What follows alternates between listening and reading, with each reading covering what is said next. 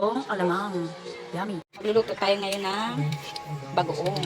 Kaya, ano yan? Buto ng aswete. Papakulay. Tinanggal lang yung buto. Gisa na tayo ng bawang, sibuyas, kamatis. Nalagay ng sibuyas. Kamatis na, ayan yung kamatis. Medyo lusawin lang natin siya. Para lumabas yung katas. Wow. Okay na yan. Lagay ng bagoong. Na gisa-gisahin lang ang sangkot siya lang ang bagoong. Wala siya masyadong kulay kaya maswerte magpapakulay sa kanya. Lulutuin lang natin yung bagoong alamang. Lutuin lang muna natin ng ilang minuto. Lagyan natin siya ng suka. Pakuluin lang muna.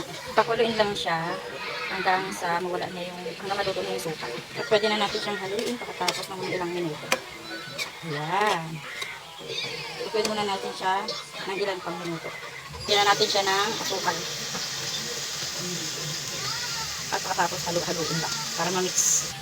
Haluin lang para ma-mix. Mix lang. So, ayan. Tikman lang kung okay na sa inyo yung lasa. At ayan na, may init-init na bagoong alamang presenting. Thank you guys.